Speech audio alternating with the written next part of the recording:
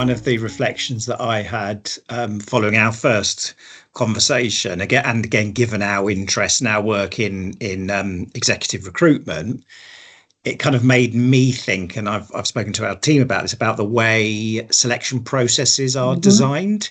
If they are very fast paced, people are expected to have the answers within a millisecond. And of course, a certain category of applicant is going to be disadvantaged through those kind of processes. So I was really interested from looking at how we design selection processes that people could succeed rather than so it's not even about just retaining people, it's about enabling people to get jobs as well as retaining them. And so many of our processes are a kind of a one size fits all. And that's really pertinent to me, because I had an interview when I was probably in the midst of my perimenopause, and we haven't talked about menopause particularly. Perimenopause is the phase that comes before you actually, menopause is a point in time when your periods have stopped for 12 months. Perimenopause is the time leading up to that, and it's full of fluctuations of hormones. It's like a roller coaster, and no 2 days are the same. And that was probably the most extreme for me. And I had an interview for a role that I was really, really passionate about. And I knew my stuff. I knew what I wanted to say. It didn't help that I think it was coming out of COVID and it was online. And they would ask me the question. And by the time they were halfway through the question, because interview questions can be quite lengthy, they don't have to be, but they can be, I'd forgotten what the beginning of the question was. And I'd ask them to repeat it. And then eventually I'd remember the question enough to be able to start my answer. And then I couldn't remember I'd get stuck halfway through the answer. And it's not because I don't know my stuff. It's because my brain is functioning differently. And I go back to this book, The Menopause Brain. Your brain, post-menopausal brains have 30% less energy than they do pre-menopause. And your brain, it's akin to, so sort of perimenopause and menopause is akin to puberty, it's akin to pregnancy, where there's lots of rewiring happening of the neurons. Your brain's switching off things that it thinks it doesn't need to know anymore. And it's kind of rewiring and starting to do things differently. And we're in grandparent phase now. So as a post-menopausal woman, I am now, as according to my brain and my body, I'm grandparent. I can switch off all of the child raising things. I don't need to think about those anymore. And I need to be thinking about different things. And your brain it makes you more compassionate. It makes you more empathetic. It makes you more nurturing in a kind of slightly distanced way to being a parent. And it doesn't function in the same way. So going back to recruitment, and just a nod to how I'm different now to how I was then, I wouldn't be able to make those links back to what I'd just been saying. So now I can think back, what was the question Matt asked me? Oh, he was talking about recruitment, and I started to explain. Yeah, I can do that now. I could not do that a year ago. So yes, helping to simplify the process, having different options for different, I don't know what the answer is. It's up to recruiters like yourself to work with people like me to help think of what those processes might be, but making it, can we have questions in advance, for example? It's not a test, is it? It's about it's not going back to your GCSEs or your A levels. It's about getting the best person for the job. So you want the best out of that person on the day. And a day long, I would imagine, for senior leaders, you're looking at a 2-day interview process. That is full on, and it's probably a full day. I do a full day's work, and I can't function at the end of it. I work in chunks now, so I do 45 minutes to an hour's worth of work, and then I stop for maybe half an hour and go and do something else, and then I come back and I'm resting my brain, because my brain can't deal with all of the busyness, and I'm far more productive doing that than I am trying to sit down and I'm going to do 4 hours without stopping. And that kind of takes you on to, so the kind of work that you do, both as a coach to individuals, but and also with organisations, with teams. Just tell us a bit more about that work, particularly with individuals, actually, as a coach. Mm-hmm. Yeah, so I work one-to-one, but I also offer group coaching. And group coaching is magic, I think, or coaching is magic, full stop. But group coaching is particularly magic. So I have a few different offers in terms of one-to-one coaching, and one of those is called Renew, and it's around menopause overwhelm. So it's a 90-minute session. Someone can come to me, and we'll work through in stages. Basically understanding what what that overwhelm looks like, what's causing that overwhelm, and we'll work through a process and get to a place at the end where that person then has a plan to move forward, and a sustainable plan that they're not going to stop kind of doing next week. So it's focusing on that particularly in perimenopause, that overwhelm phase where you literally, what I was describing just now, if you get to the end of the day and you're spinning, you can't focus. And then it builds and it builds and it builds, and the next day you're just shuffling papers on your desk, or you're in a meeting and you can't focus, you can't concentrate. It just, the pot's going to boil over.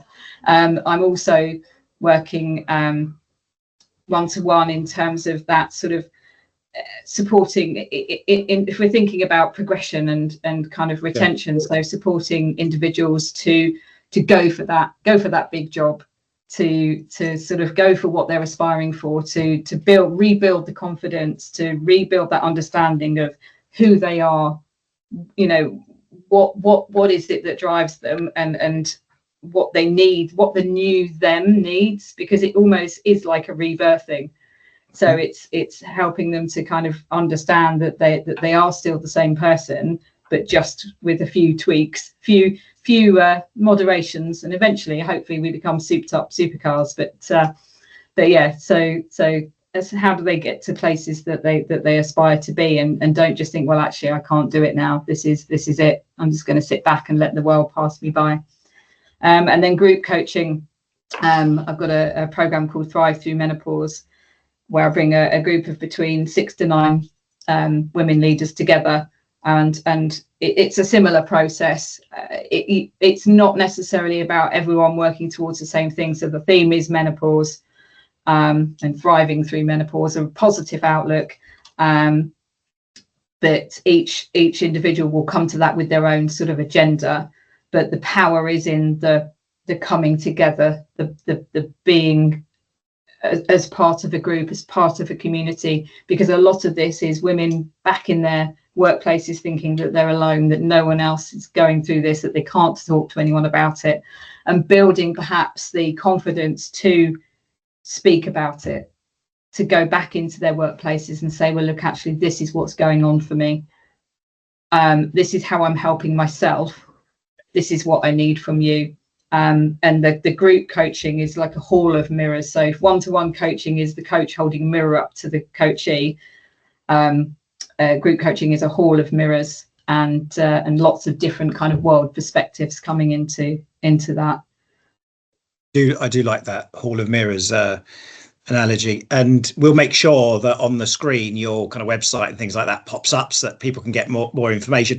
This last question, it kind of fits into to where we've just ended up, and I'm wondering if this is a slightly silly or simplistic question, and the question was around what can women leaders do to get more support. And the reason I wonder whether it's too simplistic is because there'll be a whole range of factors. There will be about the culture of the organization that they work in, those other cultural issues that you've raised, because whilst you talk about the woman raising issues themselves and saying I need help, but that's not always an easy thing, because the workplace context will determine how easy it is for a woman to do that. So but what can women leaders do to get more support?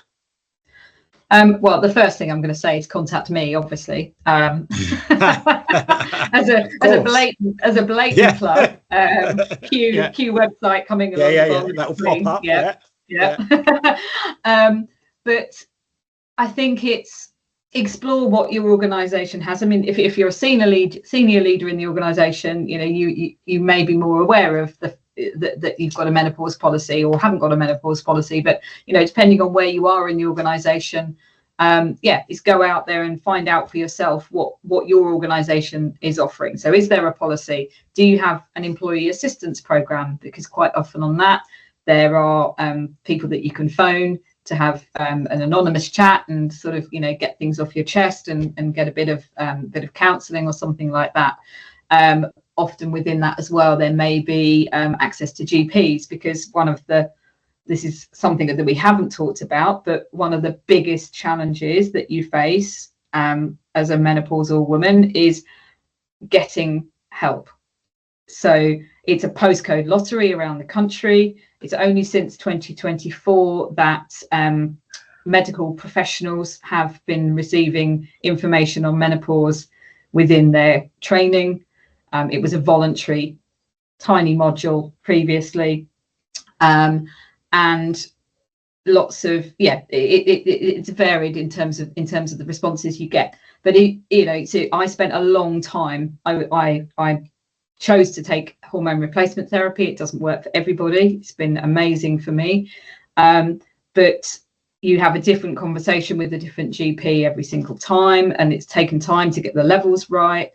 Then there were shortages and the panic that arises within you because you've got it to a place where I can function now because I'm taking HRT, and then there's a world shortage of your HRT.